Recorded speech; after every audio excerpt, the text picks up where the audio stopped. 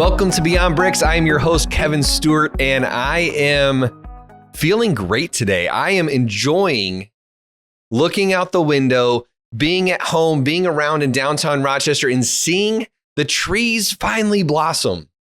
Seeing here in town the white blossoms that are coming out on all the trees. Now, I know they're going to turn to green, they're going to fall down, but there is something so gorgeous about walking around downtown Rochester this time of year. It brings me energy, it brings me life, and I believe it brings that to a lot of people in this community. I live in a great community. Downtown Rochester has been a huge blessing in my life. Oddly enough, I've lived in I would say, 6 to 8 mile radius my entire life, and that's for a reason.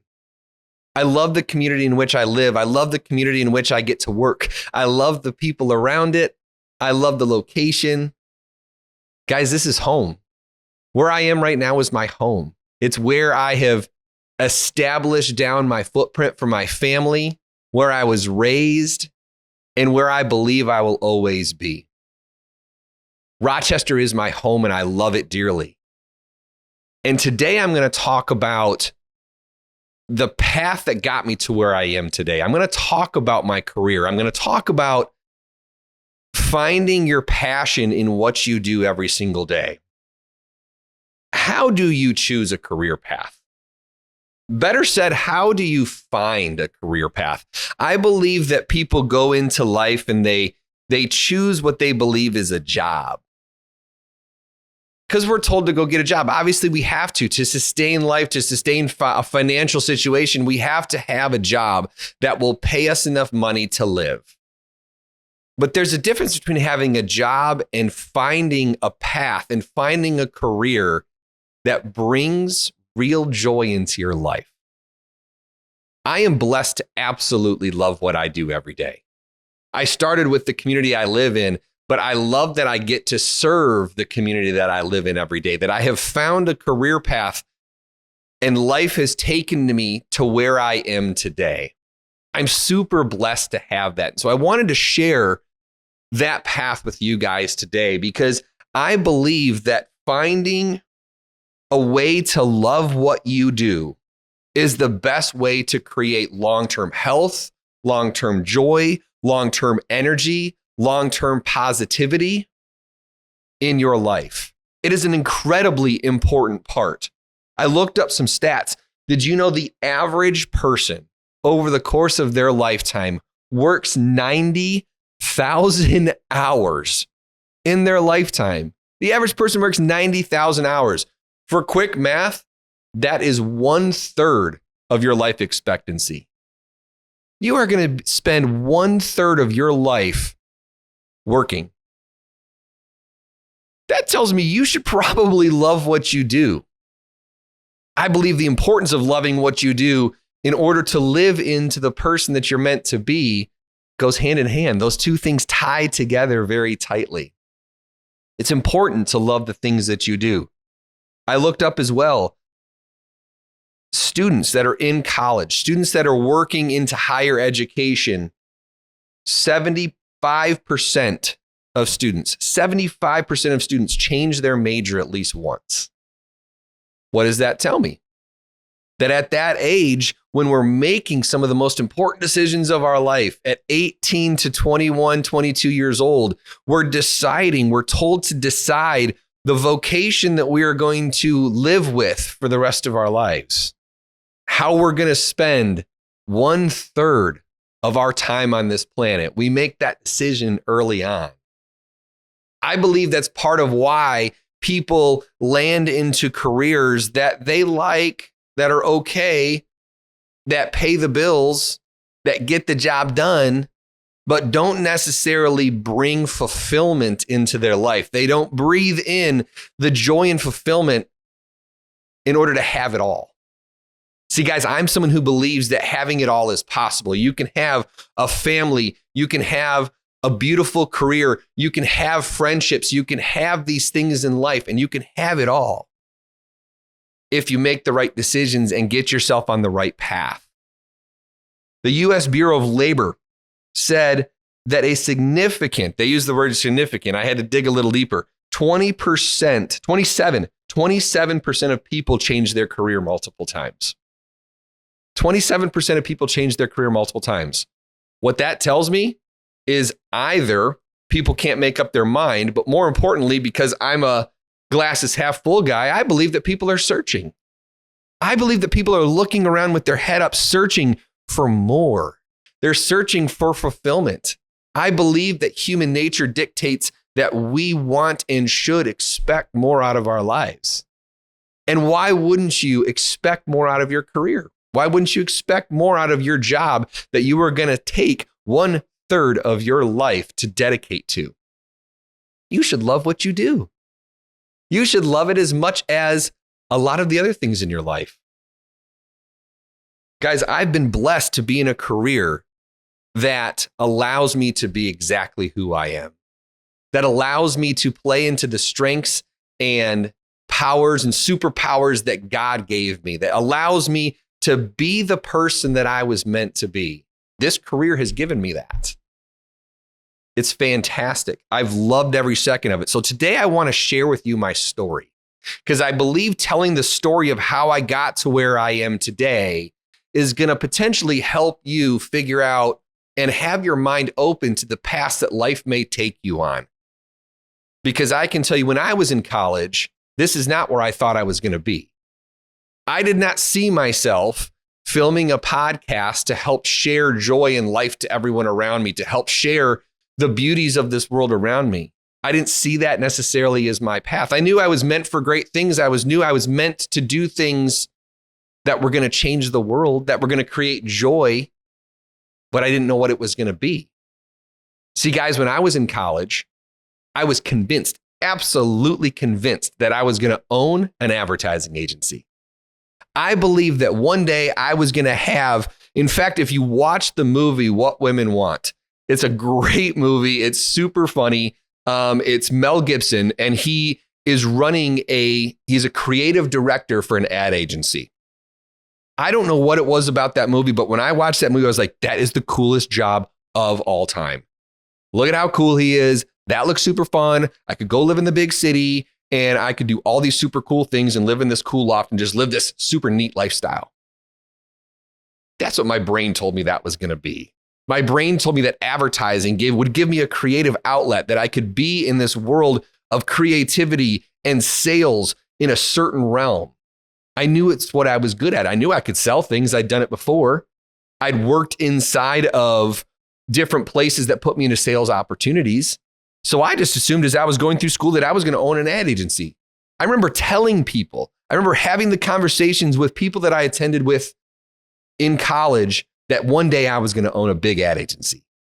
That was my dream.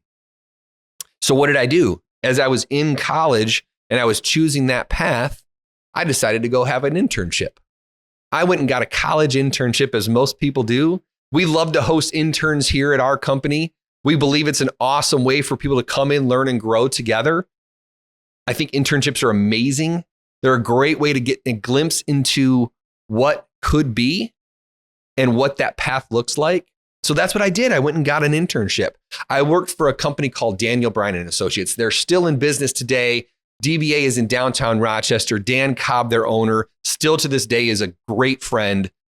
He's a great mentor. I will forever be grateful for the stamp that he left on my life. I don't even believe he truly realizes. I hope that he watches this episode and gets a chance to hear this, because I don't believe he realizes the impact that he had on my life.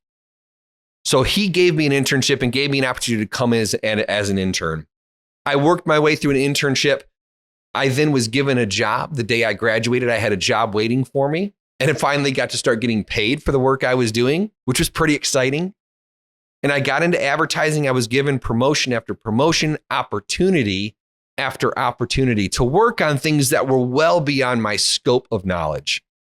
Dan gave me the opportunity to do things that nobody at 21 years old was given the opportunity to do. He put opportunities in front of me, and he taught me big lessons along the way. But the biggest lesson that he taught me is what landed me here today. So what happened was, and I've reminded him of this story, and I'm not sure he believes that he actually did this, but he did. He did do this. I went in for my 1 year review. So I'd been with the company just over a year, and I went in for my review. And, I'm a 22-year-old, pretty cocky, thought I was awesome, thought I was going to own an advertising agency because I've been telling people this forever. And clearly, look at this. I've been given all these great opportunities. I've got these big clients and this and that. And I'll tell you what, I'm about to take this industry over. That was my attitude. It wasn't a good attitude, but it was the attitude I was carrying around with me at the time. And I went in and I decided I was going to ask for a big raise. It wasn't going to be the raise that I maybe could have gotten based on the job I was doing, at least in my head. But I asked for this big raise. I went in there with stats and numbers of the average person inside my position. I was an account executive, which means I worked directly between the creatives at the agency and the customer. I was the go-between. I was effectively the salesperson. And I had this, what I thought was a super cool job. And I remember walking into the meeting with Dan and sitting down, and he told me I was doing a great job and that the things that I was doing mattered and all the great stuff that you're supposed to say in a review. He gave me a couple pieces of feedback and then said, we want to say thank you. We're going to give you this raise. We're going to increase your salary for year number 2. But it wasn't what I wanted. It wasn't what I thought mattered. And I was like, well, Dan, I still think that's under. I think you should pay me more. And I went right back at him. And he looked at me and he kind of laughed and he said, Kevin, what do you want to do in this industry? What's your goal? Where are you wanting to go? And I looked right at him. 22 years old. I looked at the owner of a very successful ad agency and I said, truthfully, Dan, I want your job. I want your job. I believe I can do your job. He sat back. He leaned back in his chair and he said, you can't do my job. There's no way you can do my job. Just dead faced. There's no way you can do my job. And he said, and if you'd like, I can prove it to you. And I was like, oh, okay, of course. Yeah. Prove it to me. I said, I can do your job. And he said, all right, who's your client? I said, at the time, my client was Henry Ford Health System. He said, okay, so they just went into a creative meeting and he built this scenario, this really cool scenario, and said, they came in, they need you to come and I think he said a billboard or something like that. And he said, they have 15 minutes, they're presenting to the board of directors and they need you to bring in a whole new set of billboards and ideas.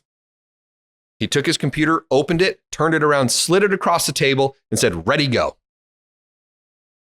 And I looked at him and I said, well, Dan, I got to go over and I got to talk to Carrie and I got to go over and talk to Matt. I got to go talk to the other people in the agency. We got to sit and have a creative session. We got to come up with ideas and then I'll go and I'll present it. And he said this line to me that I'll never forget. He said, Kevin, I don't doubt that you can be a business owner. I don't doubt that you can run a company someday. But he said, if you're going to run a company and you're going to be a business owner, if you're going to own an ad agency, you have to be able to do every job in the company. You have to be able to do everyone's job to some degree inside your company if you're going to own the company. And he said, I don't doubt that you can do that one day, but I'm not sure you should do it in advertising. And if you want to, I'm welcome to walk that path with you. You're going to have to go back to school. Guys, at the time, I didn't like school. I was so excited to be done with college. I was so excited to get into the real world. Again, I was 21 when I started there. I wanted to move along and pace along my life at a rapid clip. The idea of going back to school was just something that wasn't going to happen in my world. And he looked right at me and said, you're going to have to go back to school if you want to own an ad agency.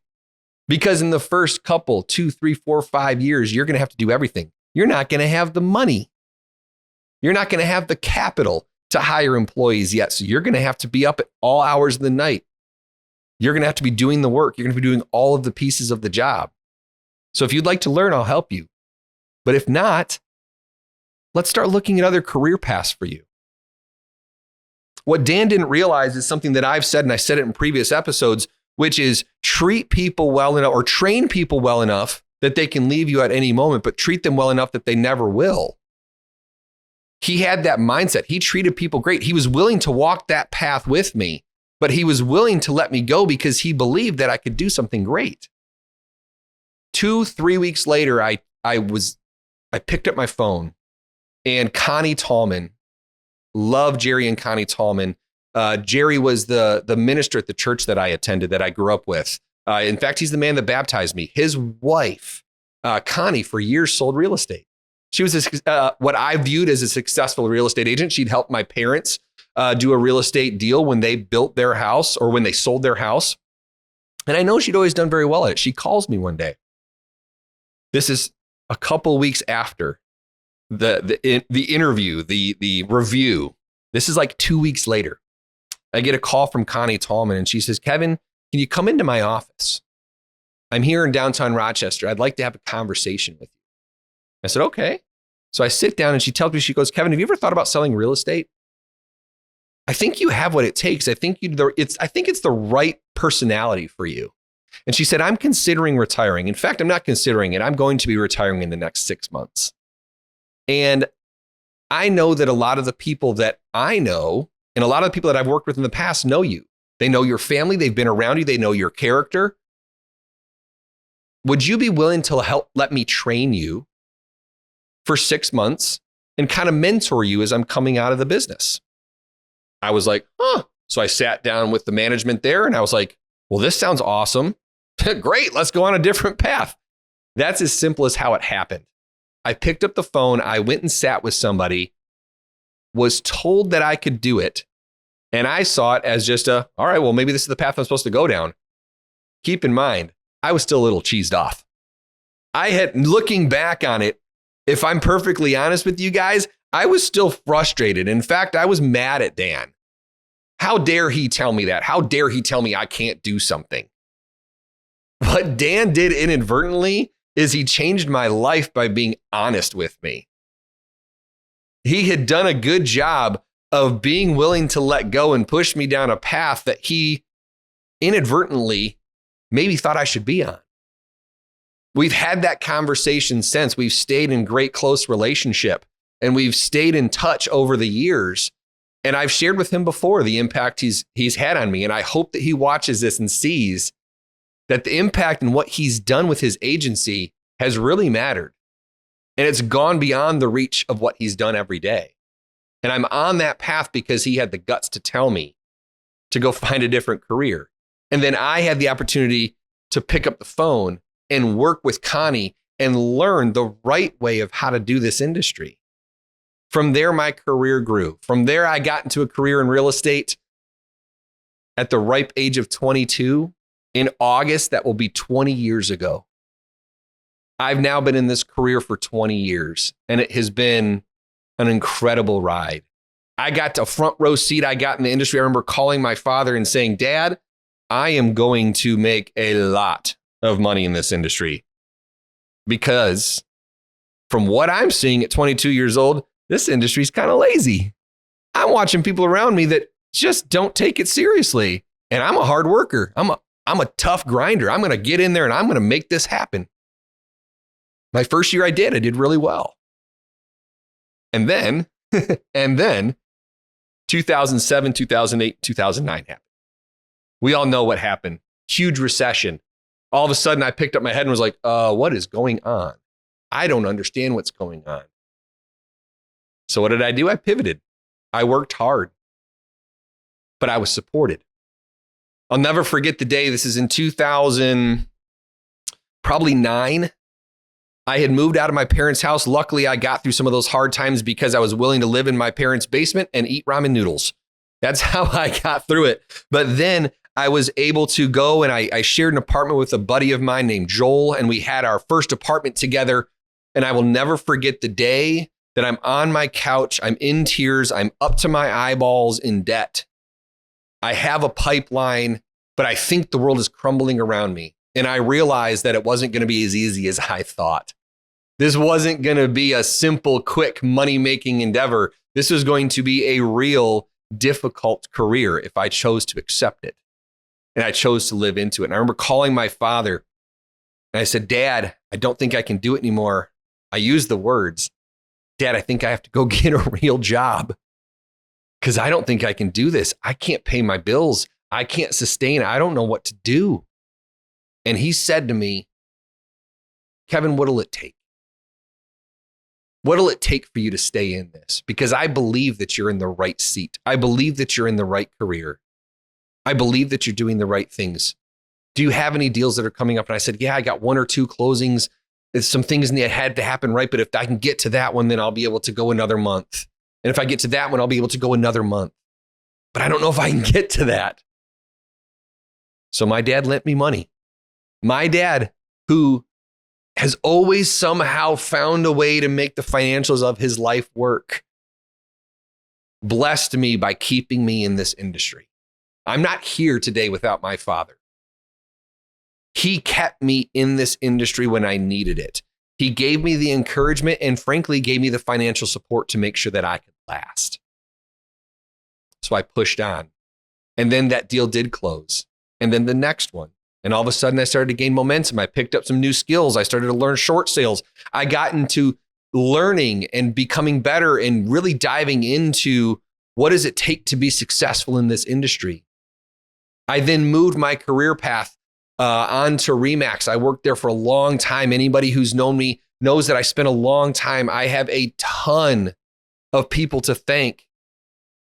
Dave Kwasny and Dave Tuscany, 2 amazing mentors of mine that I had at Remax that still to this day, I adore those men. They meant so much to me. They pushed me. They taught me things that I'd never seen before. They gave me inspiration. They gave me my first glimpse at coaching. Dave Tuscany was my first person that coached me and sat me down and said, this is what you need to do. And this is how you need to do it. And this is how you can grow into a successful career. I was put again onto the path and into the position that I needed. I then grew from there. I moved into downtown Rochester because I felt the need to grow. I felt the need to move back into the hometown that I loved so much. I love this city. And I wanted to grow a company here. So I moved downtown. And over time, after being here for a while, I made the tough decision to open the company and logo that you see behind me inside, not in this space, but in a different space in downtown Rochester. I went out independent with my team, grew a company, and opened Stewart Team Real Estate Partners, an independent and boutique real estate company, a team-based mindset, a team-based growth company where we work to do what's best for the customer. That we have a vision of building successful real estate relationships based solely on the growing relationships and confident referrals of our friends and our family and our clients. That we affect change through service and genuine love for other people. That's our mission statement. I get to live into that every single day in this company. I get to have wonderful non-negotiables, showing up, be consistent, have a great attitude, be committed, do the right thing, have fun, and believe that it's possible. We get to have all these beautiful things around us, and I've been able to grow it inside an entrepreneurial spirit that isn't in advertising. I followed the path in a different way and went down a different avenue, and this industry and this career has blessed my life in so many ways. So how does real estate fit who I am? I wrote down 5 things that I believe real estate has done for me and why it fits my personality, why it fits into a space that I believe blesses me to the capacity that it does, the way that it allows me to have it all. The first thing is people. This career allows me to be around people. Relationships and conversations and helping others and being around people is what gives me energy. It's the number one thing in this world that gives me energy, that creates impact in my life to do the things that I want to do. This industry allows me to be with people every single day. And it is wonderful. I love being around great people. The second thing is it constantly changes and challenges me. The market's constantly shifting and changing. Right now, over the last couple of years, we've been in a tough real estate market. I could make the argument that this has been one of the toughest real estate markets that I have seen in my career that potentially exceeds 2008. I could make that argument right now. It is tough. but we're pushing through it. We're doing things. We're thinking outside the box. We're going above and beyond to create great customer care. Our company is reading a book right now from the Disney Institute called Be Our Guest to try to make sure that we're dedicating ourselves to growing, to take care of people at a higher level, to making sure that we're telling our story in a better way. This industry challenges me, and I love it for that. The third thing, there's always something new to learn. Guys, I can't get bored in this industry. No matter how hard I try, I can't get bored in this industry. I don't think anybody can. If they're willing to learn and they're willing to find a new skill every single day, this is a constantly changing industry. So staying on top of it creates the need for consistent learning and growth. Therefore, I don't get bored. There's always a new avenue that I can explore, always something new that I can look down. And for someone of my personality type, it's absolutely perfect for me to be able to have something that challenges me to grow and learn every single day. The fourth thing, negotiating is a winner's game. I get to play strategy. I get to play strategy all the time. I love one of my favorite parts of this industry and where my talents really start coming out is when I get the opportunity and challenge of negotiation. I love it. I love playing chess when other people are playing checkers. I love the idea of strategy games. I like the idea of getting in there and thinking 2, 3, 4 steps ahead of the person that I'm talking with in order to take care of the customer that I'm working for. I love that. It's a challenging part, and it brings me huge energy when I get the opportunity to go to bat for someone, especially knowing that I'm taking care of them at a super high level. It brings me energy. And the last thing, and probably my favorite and most important, because it goes back to people, is the ability to be a leader. I own my own company. I did what I set out to do. It was just in a different industry. I thought it was going to be in advertising, but it turned out it was in real estate. It's still in sales. It plays into the things that I'm great at. It plays into the things that I know how to do. But I now get to lead others. I get to lead others down a path and say, come with me. Come on this journey with me and let me lead you through a successful career in this business. Guys, that's my 2.0. That's the next phase of my career. The next phase of where I am going in this business is a leadership-based company where I am teaching and training others. One of my main goals in this industry is to leave the real estate industry better than I found it. It's super important to me to leave this business better than I found it, because I came in and remember what I said when I came in 20 years ago. Some of those same things that I saw, some of that laziness, some of that complacency is 100% still in this business. I want to leave a stamp of taking this industry seriously because what we do matters. I 100% believe that what we do matters. We bring huge value into people's lives. When people hire us, we have review after review. We have constant feedback from people that saying we took care of them and what we did for them truly mattered. That's awesome. And I want to keep doing that. And I want to teach and I want to help and coach and lead other people down that same path. Because if I do that, I believe that I will leave the industry that I love in a better place than when I found it or when it found me. So the ability to lead and help others grow to the capacity at which they can be is part of why I love what I do. It's a lot of why I love what I do. So how about you? If you're sitting out there and you're listening to this right now and you're in a career or you're in a path that maybe doesn't feel right. Sure, it pays the bills. Sure, it does some things that are nice, but is it where you want to be? Are you fulfilled? Are you living into the passions? Are you living into the gifts that you've been given in your life? I don't know. But I do believe that if you take a few steps, you can get to where you're meant to be. So what are those steps? First, I believe you have to be self-aware. You have to have a self-awareness and know and accept your natural talents and desires. My natural talent is not sitting at a desk every day. My team will tell you that. Sitting me at a desk for more than an hour is a tough thing to get me to do. I don't like doing it. It's not in my natural skill set. Now, going out and meeting a brand new person every single day, I can do that in spades. I'm a pro at that. I got knowledgeable and understood what I'm good at.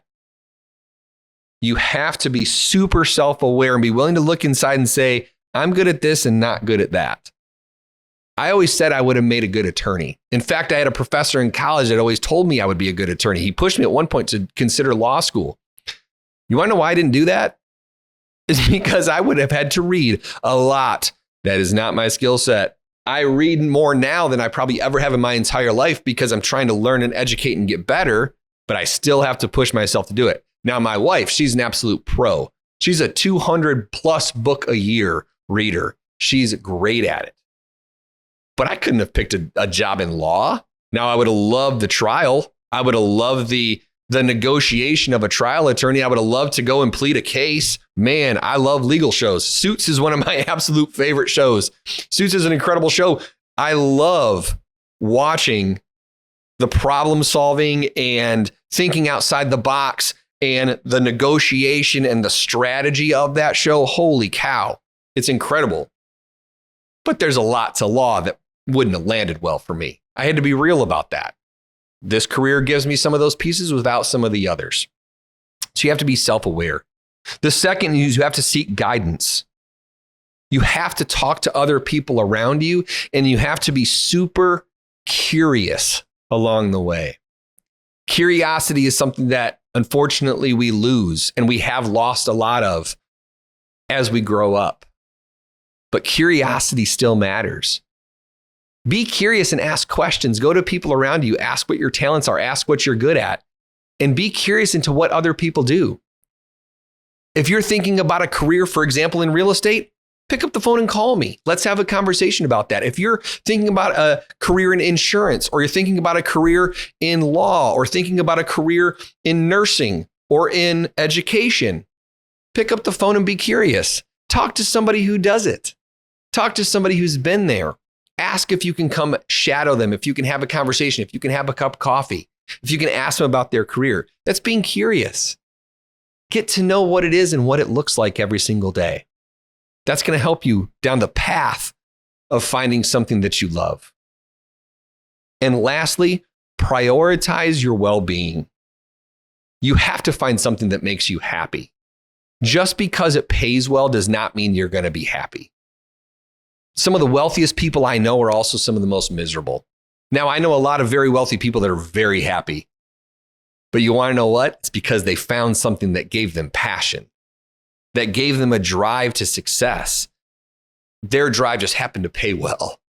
But they found something that they loved. They could sink their teeth into something that mattered to them, that fit their natural abilities and talents. That's why they're happy. The money's awesome. Being willing to take care of your family and those around you to super high level financially, awesome. It's a beautiful thing to have, but it's not the most important thing. Finding something you love and loving what you do is even more important. So you have to prioritize your mental well-being and finding something that every day gets you excited to go in and do what you get to do. It's not what you have to do, it's what you get to do every day. Guys, that's the passion that I've found. And I hope that if you're listening today, you can find a way to do that. If you're listening today and you want to have a conversation with me, reach out. Respond to this. Reach out to our company. I would love to talk with you and see if I can help you find what's good for you and the passion that you have, and find the skill set inside of you to put you on a path like I have right now. Guys, this industry has blessed me more than I can ever express or imagine. It's blessed myself, my family, those around me. But it happened because I found something I love.